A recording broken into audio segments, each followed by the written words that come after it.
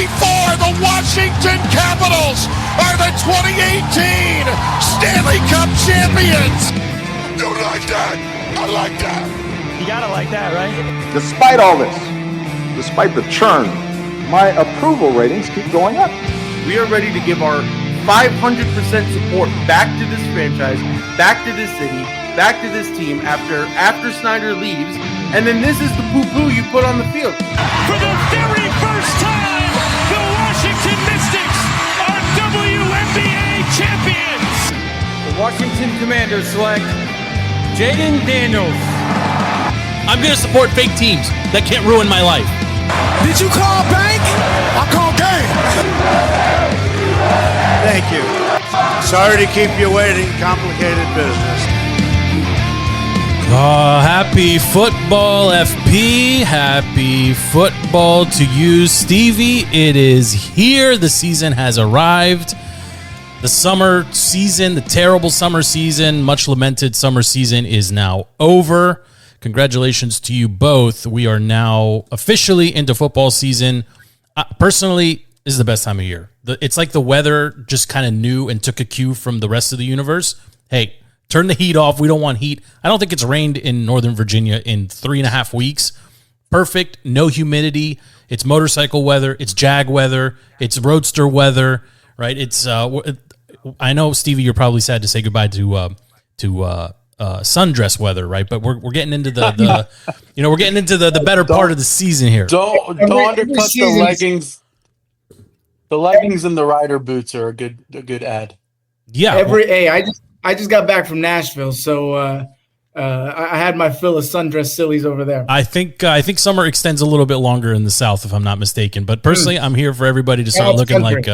I want everybody to start looking like a burrito, right? Let's layer up, folks. It's fit season is over. Okay, we're into comfy season, and personally, for me, I'm happy we're doing that transition. But look, football is here, Stevie. I want to spend exactly 3 minutes talking about the Nationals, because I think there is some local interest of note. And by the way, are you a Cavaliers fan now? What is that? It's not. It's what everyone thinks. You're rocking a big V. Vienna, what is that? Vienna Lumber Kings, okay? It's my son's travel baseball team. The Lumber what?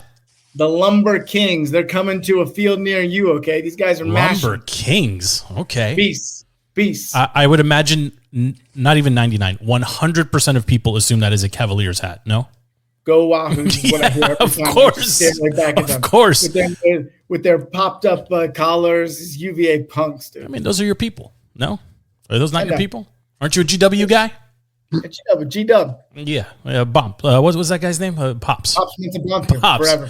Did you tutor him in math, or did he tutor you in math? No, and then Yinka Dare. You got to go way back for our listeners. Like a Yinka Dare. And the listeners evaporate, right? Like, who cares about any of this? So does the co-host. Yeah. FP's. You asked about the Nationals. Yeah. So the only reason they're in the news right now is they posted the lowest attendance of the season earlier this week, 11,000 and change. Did it look like 11,000 people to you, Stevie? No, there's no way. There was no There's way. no way. Solid 3,000 people at first pitch. Yeah, they may have moved 11,000 chicken nuggets. Maybe.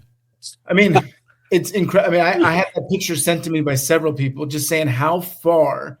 This was a team that 6 years ago, we had 4, 5, 6 of the top players. We had just won a World Series. I mean, this is a textbook. At least Snyder, this is what I actually told a buddy. At least Snyder. Be very careful here. At least Snyder spent money when he was destroying the team. At least he was willing to throw that 2,000 team. How much money did he spend on that? The Lerners are the cheapest billionaires in the country, and they have wrecked their team. They have wrecked the value of a team they are trying to sell. Honestly, it's malpractice what they did to this team, and they're going to suffer the consequences. And what are the consequences? I mean, they've been trying to sell the team for the better part of 10 years at this point, right? They won the World Series in 2019. Do I have my dates right? 2019? Yeah. I mean, we're 6 years removed from the World Series. The team is worth nothing. It's back to back page, literally back page news at this point. Nobody cares. And what happened to all the players that were peaking? What happened to your guy, Wood, terrible. I mean, where's Josiah Gray? Wasn't he on this team for a while? Does he still exist? Tommy John is a 12-month, 18-month injury. So there's nothing to look forward to the rest of the way, and nothing to care about next season either, unless there's. My children love going to those games. I'm a season ticket holder. I could not get myself to renew those season tickets. Shout out to Corey, great Nats rep. She was awesome for customer service. I literally told her, I want to give you my money. I want to press the button to renew. I couldn't. Until this team starts spending money, I ain't spending any money. There's the clip. Let's clip it. That's a take right there. Can I get in the intro for the stupid show, okay? You're in there. You're actually featured twice. In there. You don't say anything, but you're in the frame twice.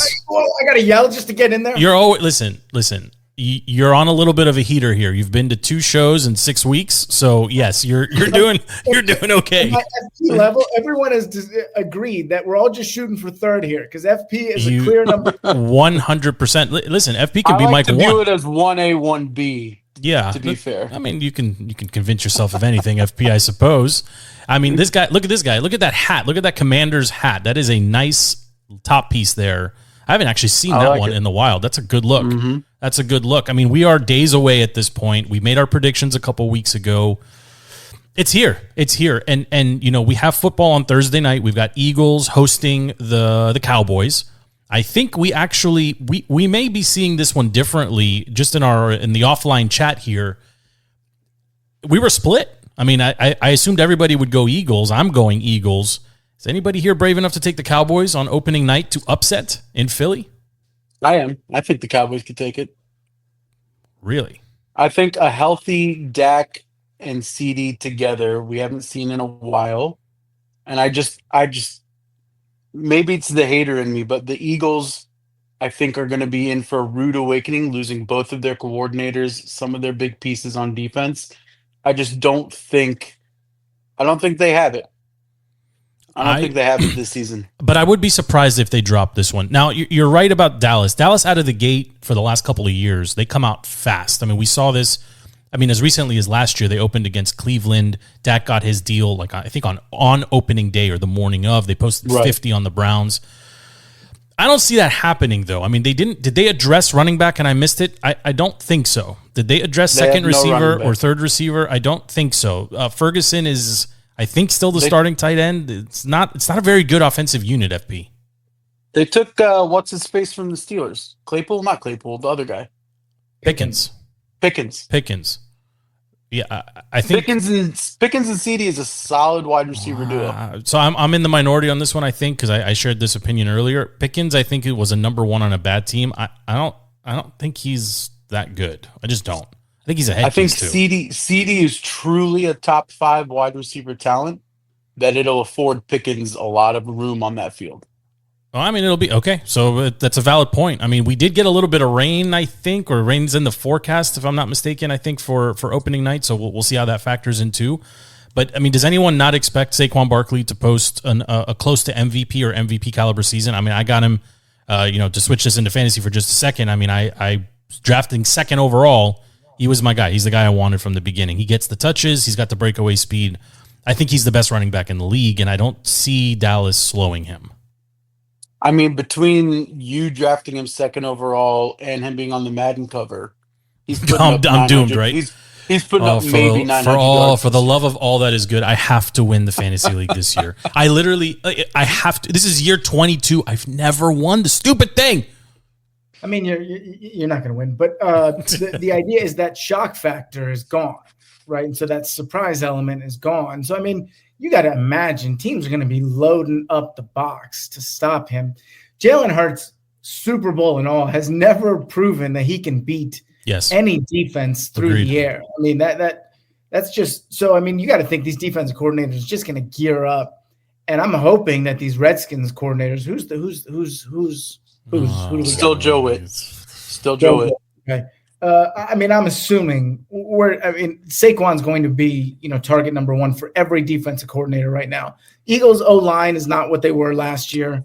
They've lost some people. So I don't think Saquon will have as good a year, but I mean, he's obviously the most talented running back, one of the most talented running backs in the league. But it won't be like last year. This comment just came in, and feel free to chat the show anytime. Schottenheimer's a modern day Jim Zorn. This will be a disaster. Hey, shout out to that guy for posting great stuff on the Republican Party, Democrat Party. Way to go, Mina. Thanks, Mina. Thanks, a little more Mina. nepotism than Zorn, but But I mean, he wasn't on anyone's list, right? Was he on anybody's list? Right? Only Jerry's. Only Jerry's, right? I mean, this is the way. This is the way. And you were pumping this Netflix documentary, FP. I mean, did you learn anything after watching this? I know you were big on Jerry and what he did for the sport at large, but did you pick up anything else? I mean, he's a lone ranger, right? Like he's gonna do him and only him and consult with nobody, even his own sons that are helping him run the team. Yeah. He wants all of the joy himself and the accolades himself if he hits, but he never hits. He's just like he never hits.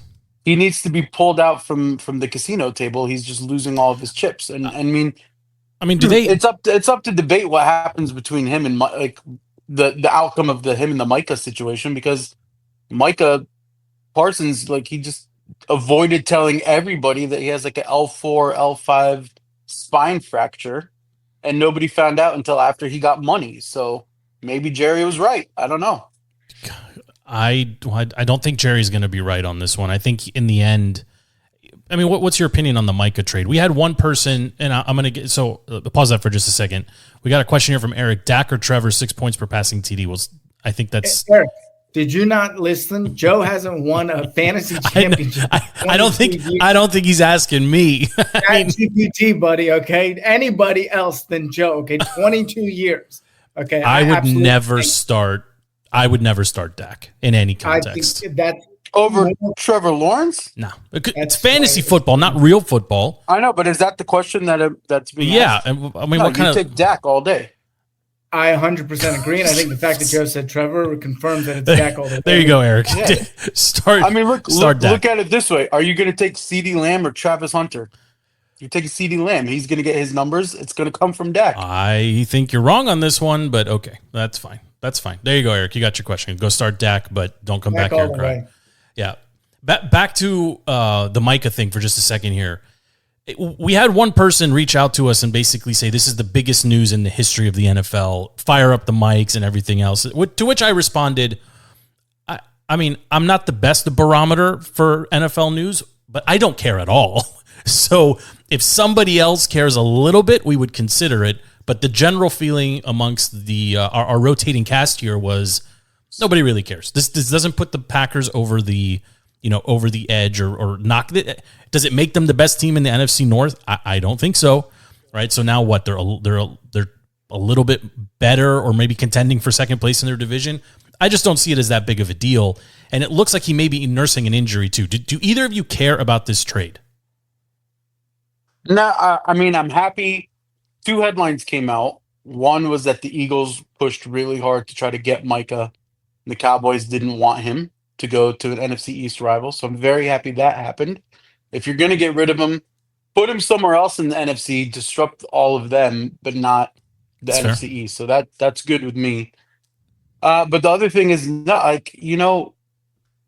don't really care about it. He does have the injury. He's kind of, a diva with the podcast and all of that stuff. And, the 2 first-round picks and the tackle that they took from the Packers, I think that's going to hurt interdivision play more than Micah, right? Like, I don't want the Cowboys. The Cowboys are good at hitting on elite receivers. I don't want them to use first-round picks on another Zeke or another CD or another, Dez. Like, they're good at hitting on first-round picks. Who won that trade, Stevie? Who won the trade?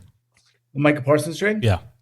I mean, honestly, the only reason I care is because I'm upset that he didn't come here. I think Micah Parsons is a game changer, and I think we're sleeping on it. He's had a couple down seasons. I think his explosiveness, and I think he's looking for a resurgence, towards the tail end of his career. I think if you name me the last great pass rusher this city had, don't say Andre Carter. Kerrigan. Don't say Brian Arakpo. I mean, Arakpo. Oh my God! How are you going to ask to be on the opening credits? You can't get a name, a defensive Ryan Kerrigan. coordinator. Ryan Kerrigan is the answer to this question. Ryan Kerrigan was a mediocre to no, no. Montez Sweat. No, no, it's Kerrigan. It's Kerrigan. Dana Stubblefield. Like, where are we going here? Okay, like we're gonna get to Charles Mann. You're eventually gonna get to them. Yes. Getting to Dexter. No, it has to be Ryan Kerrigan. Like Von Miller this year. Oh my God, you got to get off Vaughn. Right. You got to get off Vaughn. My point is that I think those are game-changing positions. I think left tackle, pass rushing D end. Yeah, I don't think anyone's challenging it, but would you agree that the Cowboys got more than fair value for Micah? 2 firsts? I think 2 firsts and a stud defensive tackle it's an equal trade-off. They did not get fleeced. Well, I would, I guess within the context of what the Cowboys have traded recently, didn't they give up 2 firsts to get what's that quarterback they traded for from the Trey Lance? Yeah, didn't that cost them 2 firsts? Am I wrong on that? It cost the Niners 3 firsts to get him. So yeah, that's true too. Well, regardless, I think Micah not coming. I mean, if he would have went to the Eagles or the Giants, it would have been a disaster, right? On many levels. So he's going to Green Bay, but I don't think he makes that unit decisively better. Andy's very big on Jordan Love and the Packers. I still don't see it. Like, they're better. Are they 1 or 2 wins better with Micah? Probably, maybe. Maybe I forgot, but I don't think the Packers' issue last season was their defense. Their issue was their offense and their weapons not being enough. Yeah, they couldn't run the ball at all last year. I mean, they were able to couldn't run. They barely had any healthy receivers. Yes, and Jordan Love missed a couple games as well. So, yeah, I mean, the defense was never really the issue there.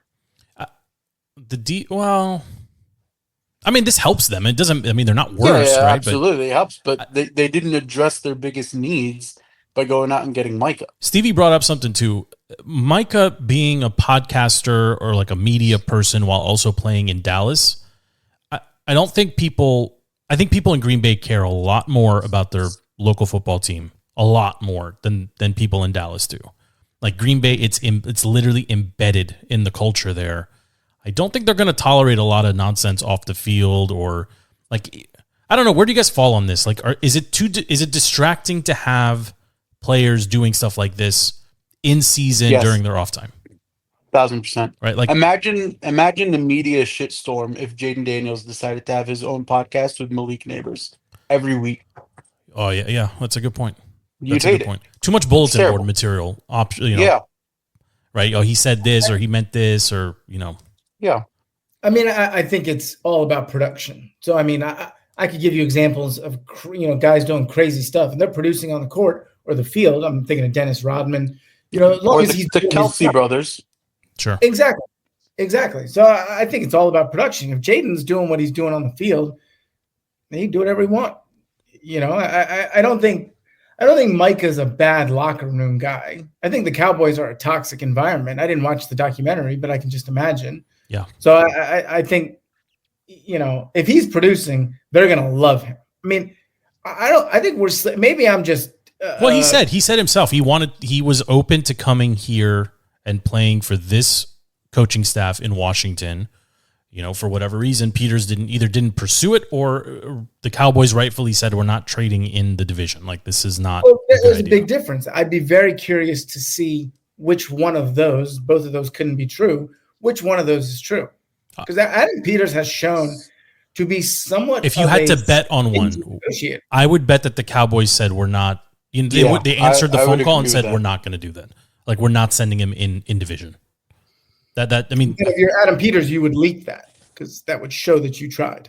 Maybe if the season starts off slowly, that shows they're afraid of us. Yeah, I mean, I think you keep it in your pocket, and if you're going to leak it, you do it when you're a little bit further into the season. If things especially aren't going your way, they have something to the effect of, Skins have an issue with pass rush. They're trying to shore it up.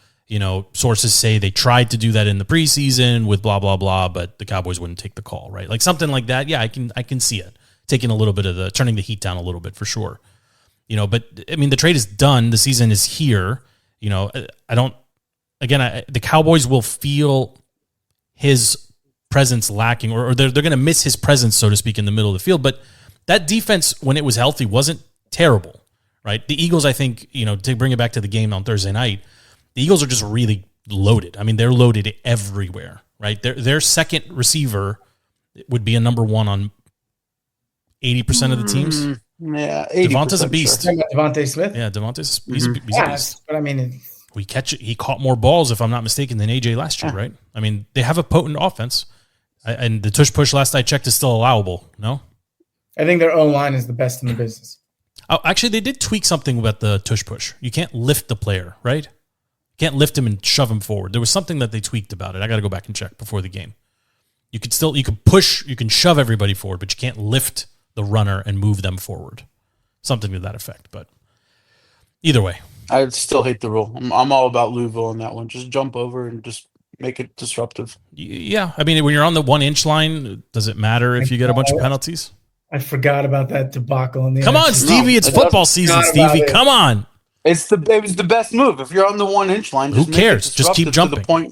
To the point where the NFL's like, we have to get rid of this rule. He became a hero to the casual sports fan. I got people just watching it, loving it. And here locally, we hadn't seen it since the LeVar Leap, right? I mean, it's been a long time. I bought a Louisville jersey just because of that one. That's not the reason you bought it. That's a strong jersey. Almost as strong as the new Super Bowl era jersey. I got a Louisville one. It's strong. I'm very excited for it. Yeah. Was strong. It slightly imperfect? What do you mean slightly imperfect? Like, was it discounted somewhere, like slightly imperfect? No, it's the newly released Super Bowl era ones. Hold on. Of all the players on the team, I chose Louisville. Honestly, there's a little superstition in what other players I was not allowed to buy. By who? I would have gone with Tom. By myself. Like, I would never buy a Terry. I have too many linemen. I needed to go defense. Wait, we can do Can we do a segment on your lineman jerseys? Yeah, I got a Trent Williams. I got a Chris Samuels. I'm always a left tackle. How about a Dockery? Dockery would be fantastic. 66. My kids bought me a Trent Williams Niners jersey. Strong. Or a Jensen would be a really good one too. Jensen could be a good one. Who's the guy that just Brandon Sheriff? Actually, this team, my kids' team, just whooped Will Montgomery's travel baseball team. Shout out to Loudon Will Montgomery. What are we doing here? My kid got your boy. Is that the name of the team? Are they the Loudon Will Montgomerys? My kid whooped his kid. Okay, kid couldn't catch up his fastball. Oh my god! Third Mike is a little recluse, a little loose this evening. Yeah, no, we might need to. Yeah, exactly. It's a lot of name dropping in that. My bad. Can we? So I wanted to do some fantasy predictions, and we got to talk about the Clippers situation also. Can we stay football and go do a little bit of fantasy around the horn here? Let's do it. Who's going to lead the league from a receiver's perspective in yards, touchdowns, whichever category you prefer? Who's going to be top dog when it comes to receivers? Who's on Jamar? Who's on JJ? Who's on Terry? Who do you guys got? I think you got to go Jamar. Okay. Any specific reason?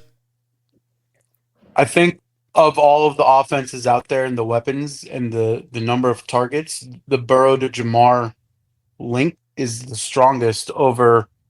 I mean, you're not going to take JJ McCarthy to Justin Jefferson. You're not going to take Dak to CD. You're not going to take Jalen to AJ Brown.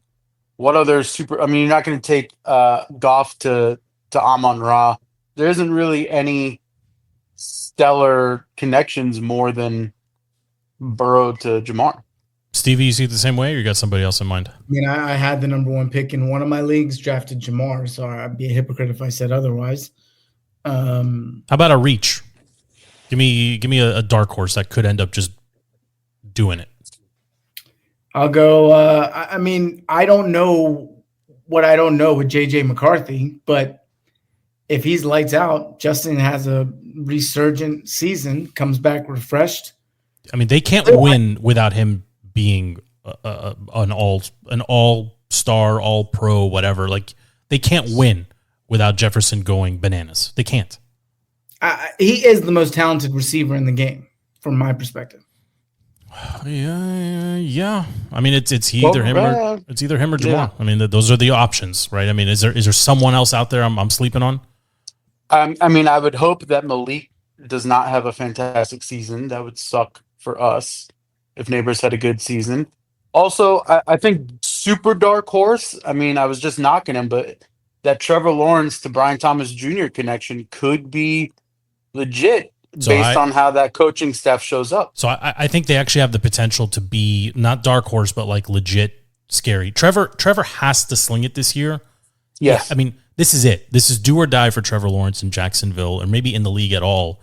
Like if he has another Trevor-like season, he's not playing in the NFL as a starter next season. There's no way. He'll be the world's most expensive journey quarterback. I think he will be out there slinging it. I would put him in that category. I low-key am terrified of Malik Neighbors just because the instability at quarterback in New York, whoever is under center is going to be fighting to keep that job, which means throw it deep consistently to the guy that you drafted, last year super high, who is almost unguardable in the NFL. Like you gotta throw it to Malik Neighbors. I think he may end up leading the league in catches, maybe not yards or touchdowns. Cortland Sutton, I think, doesn't get enough looks. That offense in Denver is good, and Peyton has a way of making stars out of his guys, and they clearly wanted him to be there. Sean Payton, that is. And then here locally, Terry's got the contract. Could he not flirt with the touchdowns at least? Maybe not the yards, but the touchdowns? I think the touchdowns he could flirt with being up there. There's also one other situation that we're forgetting, and it could be if both of the old heads stay healthy. Give me DK. It could be I was going to say Matthew Stafford to Devontae Adams. No, there's no chance. I don't think Devontae's got the speed to catch and run the way he do. Stafford can sling it. I think if there's one player who's sleeping on, it's DK. Right. I mean, if Aaron can stay upright, he's not going to be creative. He's not going to rush the ball himself. He's never really been consistently a throw it to my tight end or check down guy. He generally throws it down the field. DK has that speed. The Steelers, we might be sleeping on them just a little bit. I think DK could do it. He could do it. I mean, he's a freak. Who's the number one receiver for the Bears? It's not Rome Odunze. It's somebody else. It's not Allen. Oh no! The donk from Carolina that moved over. Stinks. I had him in fantasy. What is his name? I gotta look it up. FP. Because Stinks. That could be. Who? He sucks. I don't remember his name. He sucks. DJ Moore. DJ Moore. It's DJ Moore. Your boy OZ. Olamide Zacchaeus. Caleb to DJ Moore could. Depending on what Ben Johnson, if Ben Johnson makes DJ Moore turn into Amon-Ra, Caleb isn't as bad as we all hope he is or think he's going to be. That's another duo that could surprise some people. Caleb hasn't done anything to inspire confidence this offseason. Ben Johnson he's going to outsmart himself. He's going to coach himself onto the hot seat. That's like if it'd be. Is it totally completely? He's not going to be on the off seat. I think Caleb is going to be a 2-year rental in Chicago and float around. They generally haven't done that, right? I mean, they generally have gone 3 Chicago years. Always does that, but it's usually 3. 3 years. It's usually 3. Fields, I think, was the exception. Fields was 3. Trubisky was 3. Trubisky. Yeah, so like you're probably going to see him for another one. But Ben Johnson, I mean, all reports out of Chicago where his offense is too complicated, and not just for the pros. It's such a shift from what they were doing last year also. But DJ Moore is a talented receiver. I mean, Rome Odunze is a beast. I mean, he scorched us that 2 seasons ago. We see that. I think we get them here. We get them. Are we in Chicago or Chicago's here? I think it's in DC. Yeah, it's in DC. How about for running backs? Let's talk running backs for a little bit. I'm big on Saquon. I think he's got it. I don't think anybody challenges him. And my dark horse, just to keep us moving here, Derrick Henry. That dude is... until I see signs of him actually unable to run or being tackled consistently, that's the guy. Saquon is the closest thing we have to Barry Sanders, and Derrick Henry is still the guy. Anyone disagree? I think I don't know. I'm trying to find like a baseball equivalent of like such a match made in heaven between the Ravens and everything they represent and Derrick Henry. I mean, it's almost like Aaron Judge on the Yankees. He's kind of Bronx bomber and, the biggest guy in the game. So, I mean, it is the perfect. He pissed away. He was great in Tennessee, but just kind of, floundering over there in the middle of nowhere. And now he's just perfectly set. Now, if they could just fix Lamar in the playoffs, but that's a different story. Well, I mean, this is they're getting a little long in the tooth here with this combination. I mean, Lamar's got to get over this hump. I mean, they played great in the regular season, but they really didn't do anything to address their offense. I mean, they didn't, like, Zay Flowers is still top dog, I think, from a receiver perspective. They added, did they add Hopkins? They added D-Hop. Yeah. So, but he's a possession guy at this point in his career, right? So, and Lamar generally doesn't like to throw it down the field. So you basically have 1.5 running backs in that backfield. Derrick Henry cannot be tackled one-on-one. And when we start to see that consistently, you know, that's kind of, you're getting to the end of the king in that regard. It's same with Saquon, right? Saquon, I mean, it may be easier to tackle, but extremely shifty and really fun to watch. I'm looking forward to seeing him on Thursday night. But FP, anybody else come to mind as far as from a rushing perspective? I think the only other one that can even come close to that conversation is potentially the Sonic and Knuckles duo in Detroit. Jahmyr Gibbs. Yeah, my bad. Okay, so you got maybe Jahmyr Gibbs challenges for rushing title. Maybe. Possibly. Okay. It's interesting. I don't think that team is good enough to do it, but okay. Stevie, I any think they're thoughts? gonna have to lean on him. Well, what I was saying when you, I don't know where you entered into whatever ozone, but I think the guy who's going to have a sleepy, like really good season is Eckler in this offense. I think if he stays healthy, he's going to be awesome in the pass game and the run game. I think you drafted him, if I'm not mistaken, too. That's the only reason I'm saying this, because I definitely got bullied into drafting him too early. He's not going to be your ground and pound running back. That's going to fall to Bill. Who's Bill? Go ahead, FP. Tell him. FP's only been obsessed with him for 6 months. Go ahead. The three-name kid? Did we lose Joe again, or did I'm here. I lost now? Oh, man. This show's off the rails. Everybody just step off. I got it. Stevie, can you hear me? What is happening here? I'm back. The dollar bill. It's the three-name kid. Yes, FP. Yeah, Jacory Marikoski. What is so great about him? I've seen some highlights, and it seems like a mediocre Alfred Morris type. No. He is quick twitch, shifty, and hits the hole fast, and then he has breakaway speed. He's gonna be really good if he sees the field. If he sees the field, he will see this. He's listed as RB4, but he's really like RB2, depending on the package that comes out. It's a weird way. Would you bet a Fogo de Chao dinner who's going to have more yards? Eckler or Bill? I'll do that. I'll take that bet. Straight up. Okay. Straight up. Yeah, what do you want me to spot him? Rushing yards? Hold on. Yards? But the rest of the show comes for dinner. So somebody's paying for 6 guys to eat? Rushing. No. That's captain. That's the captain's money. That's not my money. I'm spotting him just rushing. We know Eckler's going to just rushing, yes. That's a closer bet, I think. Yeah, that's not terrible. Right. Total yards. Total yards though. Can we make a Chima over Fogo? Fogo's terrible. Fogo is pretty terrible, Stevie. I'm done with Fogo. The unsalted meats I'm out. I'm bring you all to the city, okay? The city has been cleaned up. God bless our president. There's a Fogo in Reston. There's a Fogo in what are you talking about? No, why would I drive into a city and risk the windows of my truck getting busted? Ain't no risk. That doesn't happen anymore. Ain't no risk. It is the most beautiful city in America. I got one more for you on fantasy predictions. Just last one. Somebody's waiting for a mic.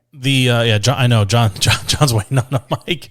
Yeah, for those that are following the show, John's going to be joining us starting next week with the he's got to get a camera and a mic because he drafted the other night without a camera, saying that the camera was broken. But one more fantasy prediction, and I want to zag here and just talk defense. The Eagles, the Lions, both top of the list. I mean, as far as like considered to be the best, 1 and 2. I think it's Denver. I think Denver has the best actual defense. I mean, time will tell, obviously. I think they actually have a home field advantage, and as the weather gets a little bit colder, I think Denver is legit a hard place to play between the weather and the cold and the altitude and all that jazz. But do either of you have the Lions above the Eagles from a defensive perspective? I know the Eagles are leaking some players here and lost some guys along the way, but they have consistently looked good. Does anyone disagree? Or do you have someone else? FP? I actually do think Denver will be the best defense. They were top 5 category, like every category last season, and if I'm not mistaken, they returned absolutely everyone. So I think they will be the number 1 defense in the league this year. But as far as Lions or Eagles, Lions are shaky on secondary. Eagles are strong on secondary. Lions have probably the better D-line elite weapon on their edge over the Eagles. But the Eagles have some breakaway tackles. It's pretty even. I mean, I think the edge goes to the Eagles, though. I think they're more depth than the Lions, and that's what you saw kind of be the demise of the Lions last season. Do you think the Commanders can mix into this at all? Like, what's a successful year? You know my stance on the Commanders' defense. I'm asking. You're very big. You're still very high on Marshawn Lattimore, but that's why I'm asking. I mean, on the entire secondary. From a Commanders fan's perspective, successful season for the defense equals what? Top 10 defense? Stay in the top 10? Top 10 defense, but more the specific categories is going to be third down defense. I need you to be like top 5, and then points allowed. I need you to be top 5. I think defense statistics are broken in the sense of when you say top 10 defense, historically that's yardage, right? And I think that's just who cares if you give up 99 yards on every drive, but hold them to 3. What do I care? You know, exactly right. Bend don't break defense. But I think to FP's point, I'll get to the best defenses, but generally I think turnovers, I think those are game-changing plays. Third down defense has historically been an Achilles heel for us. Yes. Not been able to get off the field, causing turnovers. We had seasons where, we were just in the pits where we just could not get off the field, turnover, you know, and get off the field. And so I think that when you talk about fantasy defense, I just, as a general rule, I think fantasy defense is so much predicated on schedule that it's, I know actually the guy who's asking for a mic, okay, is probably, look, I'm just saying, the greatest fantasy player I've ever been around. I'm just saying, okay. Oh my God. John from Chantilly is probably pound for pound the greatest fantasy player I've ever seen. His commitment to the game, his ability to ignore distractions, including family and new arrivals, is incredible. Is incredible. I respect it. Okay, and so he is a 4-time champ. What he does, sometimes he'll play free agent defense. He'll just pick up defenses based on the schedule, which I think is very, very smart. You just go and see, you know, who's playing the, Cardinals or whatever, who's playing, whoever. So that being said, I go back to where we were in the Micah Parsons thing. Is you get a defensive end stud who can cause havoc, get in the backfield, make plays, game-changing. Now, we'll need to see that with Aiden Hutchinson coming back from the injury. But if he's the Aiden Hutchinson he was before he got hurt, I don't think losing I know they lost their D-court. Aaron Glenn is going to be that big of a deal when you have, the head coach and everybody set. So I think they'll be fine. All right. Well, I still think it's the Eagles in the end. I just think they've been together the longest. And you were picking on the Cardinals. I think there's a couple defenses that nobody ever looks at, and the Cardinals generally are competitive defensively. Generally speaking, Houston had a pretty good defensive season last year. I guess we'll see. The Vikings have had really good defenses, but they're going to need help from their offense as well. Obviously, it's a little bit connected there with how good or how potent that offense can be. But I got one more topic, and then we're going to switch into OMC, the last one for a long time. I want to talk about the Clippers. It's a hard pivot here into the NBA for just a second. Steve Ballmer is the owner of the Clippers. Kawhi Leonard is a player for the Clippers. Steve Ballmer has a company that plants trees, supposedly, allegedly, that agreed to pay Kawhi Leonard $28 million in equal payments for 7 years. Unless he's traded from the Clippers, the tree company will pay him unless he's traded from the Clippers or retires in $7 million a season for 7 seasons or whatever the math was on it, a total of $28 million. The company isn't real, and Kawhi doesn't work there. He's an officer of it. And it's all come to light. Pablo Torre is the one who brought this to light a couple days ago. I think this is a big deal. The initial response from most people was this has been happening for a long time. they just got caught. Where are you guys on this? Because I couldn't stop reading about it. It was such a simple contract. I don't know if you guys actually got eyes on it, but it's literally the company that is being paid on behalf of Kawhi is called KL2, as in Kawhi Leonard and his jersey number, which is 2. That's what's in the contract with the tree planting company, which has never planted a tree, and they're paying him $28 million. This is how, like, basically there was an investigation opened in Pablo Torre. Was like, how did they land Kawhi Leonard for basically 30 million less than everybody else was offering? And this appears to be the reason why. Do you guys have any thoughts on this? Because to me, it's wild. It's wild. Not just that they tried to do it, but that they got caught. I'll relate it. We were talking about that Netflix documentary. This is the Cowboys landing Deion Sanders for almost no money, but then he gets all of his endorsement money from Nike, surprisingly, the same exact time that he signs with the Cowboys. It's kind of been professional sports through and through. We'll bring you in, we'll do the contract numbers, we'll fudge whatever we need to fudge so that the player association and the other teams, whatever, don't bat their eye at us because they're all doing the same thing. And you'll get your money elsewhere on whatever endorsement or company or back alley deal that we do for you. I think it's just sports through and through. The only sport that probably doesn't do it is baseball, because baseball money You can just do whatever you want. is just do whatever you want. But I mean, it makes sense in the NBA because NBA money is so Hard astronomically high, but the product doesn't warrant the money, so you have to do it from somewhere else. But the NBA also got rid of the luxury tax bracket. You cannot exceed the number. The salary cap used to be a number you can exceed. You can no longer exceed it, right? There is no luxury tax for going over. Doesn't exist. You just cannot. Like, that is the Even rule. more reason, yeah. Yeah. So how did they sign him? This is apparently how they did it. Stevie, do you care about this at all? I'm just curious. Like, as a sports fan, as a one-time basketball fan, as a business guy, like, it's clever, but they got caught. I think the most interesting aspect is the business aspect. I mean, I think it's a circumventing of the rules. Are you breaking rules or circumventing them? And is there a difference? So to me, did they break any rules? I don't know. Pablo Torres seems to think so, but Mark Cuban doesn't, because I assume he's done that as well. And I assume there's some type of status quo here that, Steve Ballmer, I assume, didn't invent this. That's kind of where I'm in the sense that there's no way that Steve Ballmer concocted this idea completely on his own, not a basketball guy, not a NBA guy, and just said, I'm going to do this and go rogue. There's no way. This is clearly, and Pablo Torres, I don't know if you listen to any of the clips, he seemed to allude to that. And even when he responded to Cuban, he said, hey, let's sit down and let's talk about some of your free agents. And then he alluded to the kid in New York, Jalen Brunson, and saying, I want to put out some stuff there, or investigate some stuff there. So, it's business, and if you're able to circumvent it, fine. Hey, we started this thing with the stupid learners who won't spend $5 on a player.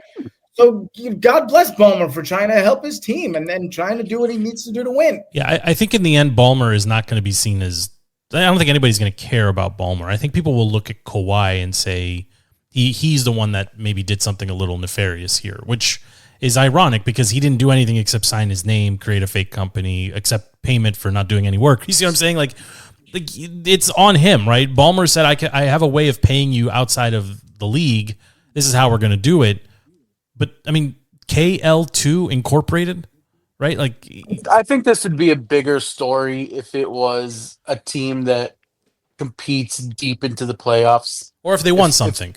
Or if it's something like it was tagged to LeBron and that's why he floated from all of his teams or whatever. Like, then it would be a big story. Yeah. But Kawhi Leonard's always been the silent media guy, so nobody really has much on him. It's true. And the Clippers aren't really that, they're the smaller LA market. Like, nobody really cares. Which is shocking because they're the better team. Like, and they should be the better draw. With the newer arena. That's right. That's right. Yeah, it'll be interesting to see how this plays out, though. Like, does the NBA have a leg to stand on as far as finding Ballmer? How would they find him? Would they take away draft picks? Like, I am curious to see how this shakes out, especially with the season just a little bit Well, that was the other Wow. thing is you released this bombshell story the week of NFL's opening. Buried. If you pushed it 4 weeks, then it's massive. Yeah. Right? When all the NBA heads are paying attention, then it's massive. And maybe Pablo got that wrong. But even in the chat right now, if you guys are watching, it's all football talk, including another comment from our boy MY. Like, all hail Jaden Daniels, ruler of everything. Nobody cares. Even right now, nobody cares about what's happening in I mean, it's the wrong season. I generally agree with you, FP. I think there is a story here.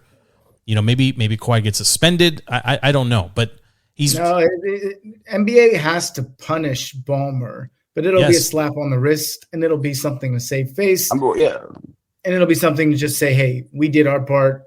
Go ahead and do it again. Not that big of a deal." Or please, what's the difference between suspending Kawhi and him just regularly sitting out 3/4 of the season? It's the same thing. Yeah, I mean, that's a good point too. I mean, that's a problem the NBA is going to have to deal with too. The resting, the players resting is a huge problem. All hail Jaden Daniels, ruler of everything. Ruler of everything. I like the first part. I don't know about the second part, but I mean, I love the sentiment.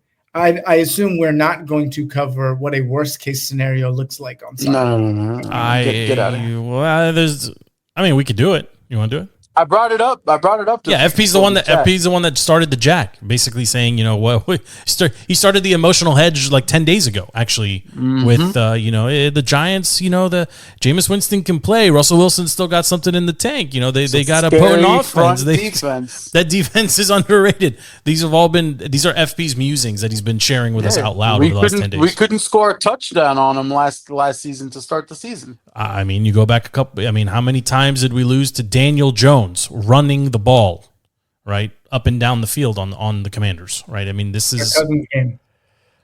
Yeah, they were trying to lose. I mean, Stevie, I think we all had them winning this game. No, I can go back to my sheet. I think we all had them winning.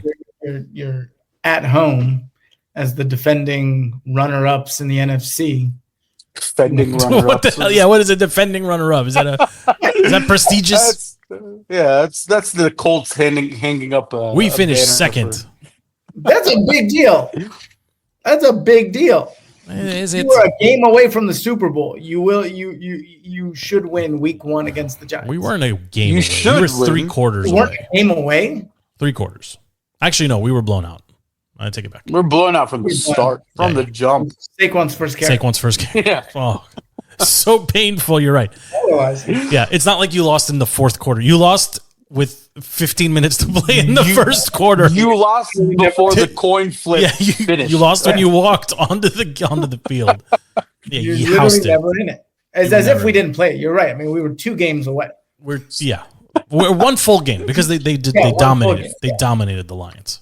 Right, but like how much does it suck to be a Lions fan, right? To lose to the Commanders and then watch the Commanders get run out of the building in the first quarter. The pain is fresh. Because the Eagles probably would have competed a little bit more. Competed against the Lions? Eagles. You mean the Lions would have competed over the Eagles. What's going on, FP? Yeah. What's happening over there? Being on the phone is completely throwing me. Well, may your technology woes be resolved soon, sir. I don't know what to tell you. Okay, one more pivot here. We'll keep this one short, maybe closer to the 60-minute mark, although the last several have been, fatties. Let's do the final OMC here. There was some discussion about maybe bringing back OMC in a limited run format for the long weekend or the long week when the Commanders play in Spain, and then for the bye week, maybe, but I feel like we're going out with a good one here. Let me play the sounder, and then we will do the OMC. Stand by.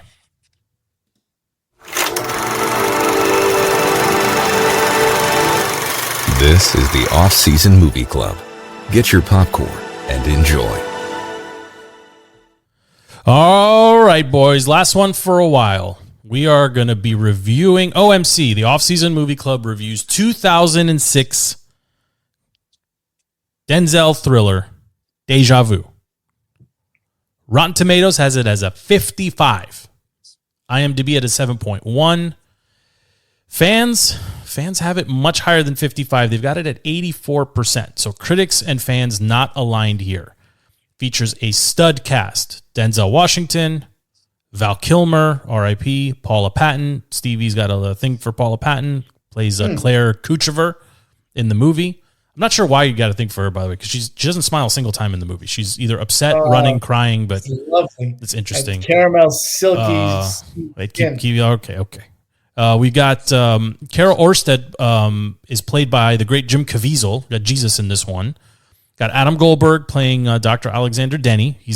Most people know him still as Eddie from Friends, believe it or not. It's crazy that's a callback that still comes up. And then you got Bruce Greenwood and Ellie Fanning. Like, good casting, in my opinion, all the way around, including Erica Alexander and Eldon Henson, who play Gunners and Shanty. They're the ones that are working all the machines and the gizmos in the control lab. So that's the cast. Obviously, Denzel is top bill on this one, and I don't want to get too into it here, but I'll give you the review, and then we'll go around the horn and kind of talk about it a little bit. So, team of a top secret program brings ATF agent Doug Carlin, Denzel Washington, into its midst to capture the terrorist, played by Jim Caviezel, responsible for a ferry bombing that left hundreds dead. Its amazing technology lets the team unfold time 4 days backwards and see the madman's movements as he plots his sick plan. Takes place in New Orleans, filmed on site 2006. For context, everything you see from New Orleans is actually shot between 2005 and 2006 in New Orleans. This is 1 year removed from Hurricane Katrina, which made landfall in 2005. Actually made landfall 3 days ago, 20 years ago, believe it or not, boys. That's how far away, that's how long ago Hurricane Katrina was. And then this movie was filmed on site. Obviously, it was one of the very first projects in the city. It was meant to rejuvenate the local economy and bring people to town and yada, yada, yada. So, everything you see from in the Ninth Ward, that was all filmed on site. So that's the backstory here on Deja Vu. I begged everyone to watch this. The reason it popped up, I don't remember. Was I watching Godfather FP? I was watching something and it popped up on Hulu. I don't remember what I was watching. Something popped up and it said, you might like this. And I was like, I love this movie, Deja Vu. And my wife was sitting next to me and she's like, I've never seen it. I was like, it was a random Thursday night at like 9:30. I was like, clear your schedule. We're gonna power through this 2-hour movie right now. You're gonna love it. And we fired it off. And then I told you guys, obviously, let's do it. Let's close OMC with it. So, FP, what do you think of this movie? Had you seen it before watching it for OMC? I thought I had seen it. It turned out that was one of the Denzel movies I had not seen, and I'm torn on the movie. Overall, fantastic movie, definitely worth a watch. Great movie. The New Orleans part of it, post Katrina, seeing all of that, painful, but also like really cool that they basically created this movie to rejuvenate the city, and you can respect that, and you watch it and you just feel connected to the city and the way that they showcase it post Katrina. It's all really cool.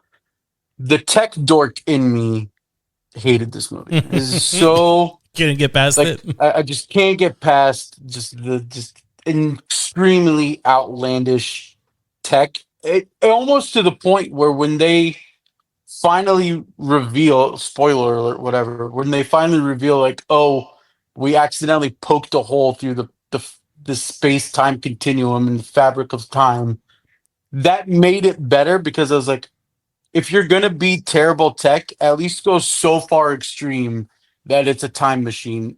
That makes it better to me than just some magical drone camera. 80% of the movie, they ask us to believe that this is top secret and right, these things are happening. And then there's like 10% of the movie where they're like, let's send a note. And it's like, we can't do it. It'll destroy the city.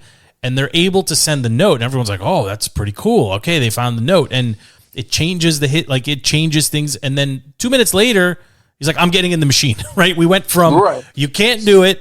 We went from, it's a still look back to Denzel does that cool thing. That's actually goosebumps. Even just talking about it with the laser pointer and Claire looks up and it's like, oh, what is this? And then there's a note and it's like, wow, they sent the note back.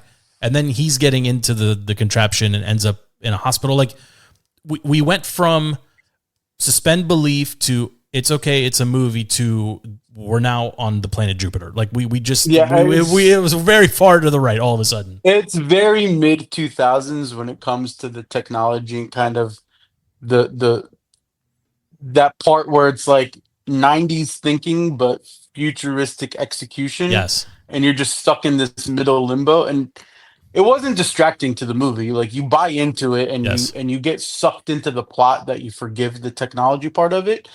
But, you know, you see something similar in, do you ever see Enemy of the State with Will Smith? Yes. Yeah. Right. That whole idea of like the eagle eye and it's like zooming around every time the staff's like, it's in range, right? It's a drinking game. It's in range. The address in range. Like, I know it's in range because it's a movie. That was one. That's one of the movies where they're like enhance, and all of a sudden you go from 6 pixels to 4K quality. Yeah, we went from looking at like with a satellite same lens. Like, I don't. Yeah, we go from satellite view of Claire's house to inside the walls of the house. Right, like, through sound and radar. yeah, something like that. Stevie, what was your initial read on this one? Had you seen it before OMC? Yeah. Come on, that's a classic. A Denzel movie comes out, you're watching it. Okay, Denzel, Republican, Trump 2028. Oh my God. It's the only reason I watched Gladiator 2 and I hated it. It's a terrible movie. Terrible movie. Gladiator 2. Wait, he's not in Gladiator. He's in Gladiator 2. Oh, I didn't see it. You should watch it. You're gonna like it. Yeah. And it speaks to the point of are we in a simulation? I actually just watched a Joe Rogan clip where he's literally telling Andrew Schultz, "This has got to be a simulation. Like, we have to be in a simulation." And honestly, like, I'm a third mic is off the rails tonight. I don't know. I don't know. Like, there's too many weird things going on. Okay, so Deja Vu reminds you of it could be that we're in a simulation. Yeah, I'd say it's more likely than not. Listen, we all I don't even know how to bring this. We all have that one conspiracy theory that we buy into. I only have one. I have one that I like really buy into. One. We can't get into that though. I know. You can get into it. You can do it. No, save it for the I one. Can't get into it with Joe again. No. Save it for the one of one cassette episode when we. Did I tell you about this, Stevie? Behind the paywall. Well, not just a paywall. We're gonna get in a room, all of us together. We're gonna get a mini like tape recorder. We're gonna hit record and we're gonna record a show. Then we're gonna auction off the show. One of one. I love it. It'll be like Banksy. It'll be something. Yeah, it'll be something. It'll be like the Wu-Tang album that never got released. Yes, exactly. That the pharmacy guy ended up buying it. Anyway, okay. So, how did you guys feel? I mean, Rotten Tomatoes, like I said, critics had it at 55, audience at 84, IMDb at 7.1. I don't think people pull this movie from their like when you ask about a Denzel movie, Man on Fire will come up. I mean, there's 100 movies I feel like that would come up ahead of this one, but I think this one belongs towards the top. I think this is some of his best acting individually. It's a really good cast. Val Kilmer is really good in this movie. I think Paula Patton, Claire Kuchever. I mean, she's a very intense. I mean, she does a very good job in this movie. And Jim Caviezel, that like very steady. Even if anything, you could be kind of critical. Me some Jim Caviezel. I love him. Same. But like, it's not a very diverse. Like, he has a wide range as an actor. This was not that demanding of him whatsoever. He's just a deranged ex-military guy who I mean, it's not even clear why he was doing what he was doing. He was just doing it. So, maybe some, not just plot holes, but just some things that don't line up. But, Stevie, how would you rank this one? Your scales 1 to 5. Oh, I mean, it's, 3 and above to me is rewatchable. And I've seen it multiple times. Anytime it's on TV, you're throwing it on for 20, 30 minutes. So I give it a 3.5. 3.5 is a strong flick. Would either of you consider this to be a good date movie? Yeah. It's got your suspense. So she's coming in close for that. But then it's also got, again, you could throw out those conspiracies with the simulation, just see where she's at. No, I think it's solid. Got some icebreakers built in. Okay. Exactly. Okay. Exactly. And then you kind of go from one conspiracy to the next, see where she's at. I guess see, and then play your cards as to where you're at too, I suppose. Exactly. Then you can kind of maneuver. I got it. If you're going to play a movie on a date, use it to bring out all the conversations. I suppose this would be better than Blade. Yeah. Or it's a movie that you put on because you're not going to have any conversations. That's valid too. Take that how you want. Where? Maybe you fell asleep. Where do you rank this one, FP? Where's this on? Where's this one on your scale? I think 3 is where we say if it's on TV, you'll stop and watch. Like if you're channel surfing. 3 would also mean you're recommending that if somebody hasn't seen it, you go see it. Yeah, I'd give it a 3. You would pick it up wherever it is, but not necessarily start it over, type of thing. Yeah. Yeah, I'd give it a 3. Okay, I think that's a fair assessment. I'm personally at a 3.5. I think this movie is a little bit better than just stop what then it's on. I want to watch it. To me, if you haven't seen it, you need to see this movie. I think it is a Denzel classic. It just is, and there's enough in it to keep you interested on a rewatch as well. This is not an Ocean's 11 type of rewatch. This is really more of like a I don't know how to describe it. I mean, Man on Fire is a very similar movie in my opinion. There's nothing. It has some of those callbacks where you could try to catch what you missed. Sure. So it's good enough for that. It is pre-iPhone, right? So you're seeing what the world might have looked like. There is some time capsule shtick in this too, right? Like you see the Hummer for what it used to be, right? I thought that was really interesting. My wife actually picked up on that. She's like, "That looks like a Hummer." I was like, "Yeah, it is." She's like, "But I thought that was a new car." I'm like, "It's not a new car, right? Like the old Hummer and the new Hummer kind of look the same." There's some of that stuff going on in there too. And for me, anytime I see New Orleans, and I think you said it right, FB. They did right by the city, showcasing the city itself, right? I mean, this was in 2006. Cleanup was well underway, so like down on Bourbon Street, like things were suitable for shooting. But you see the lower Ninth Ward, you see towards the end there where they crashed that. The ambulance into that like warehouse thing, like that's all very real. Like I've seen that up close and personal. That's very real. I do like it. I also like that the plot shifted, right? There was a change along the way where Denzel was leaving himself a note, if you recall, right? The blood in her apartment, like those were things that you can't connect those dots until you really see where the movie's going, and where it ends up is not usually where people think it's going to go. So I like it in that regard. I'll give it a 3.5 as well. I think this was a good movie. I'm glad I rewatched it. I'm glad we got to discuss it here too. And again, like even from Jim Caviezel's perspective, I want to say this is pre or post Passion. Pre-Passion. Really? Passion of the Christ was in 2006. Passion. I'm looking it up. Passion of Christ 2004. So this is Jim after playing Jesus. Yeah. So that's interesting too. Yeah, but it's a good movie. Good movie. Hopefully everybody got a chance to watch it. I know Rami watched it because he's nursing an injury, and he said he actually. I want to shout out Rami here, and he did us a huge solid. He went back and listened to every OMC segment and pulled our ratings out, so that we could potentially post them with our ratings, right? So we can do the image of the movie and then like our individual ratings as well. We owe him a big thank you to Rami for doing that. So figure out where we're going to stick that stuff. But thank you. I'll publish it just to piss off Andy again. Well, listen, where's Andy? What happened to him? Andy's rage quit after one OMC. Can we have another segment where we just keep on calling people out? Where's Matt DeMet? What happened to him? Matt has done one show this calendar year, I think. No, that's not true. That's not true. No, but football's here. That's still more than Razzle. He's gone. Razzle may not be with us anymore. Clean the chat out. There's people trying to get into the chat. We're trying to keep them at bay. We got a 90s era Redskins wait list for the chat. Stevie called us out too. He called out Andy. He's like, "How many food related chats are you in this week?" I mean, I was I don't know all of them. Blessed or cursed to be a part of one a couple weeks ago. I haven't been the same since. Okay, has it passed, or are you still struggling through?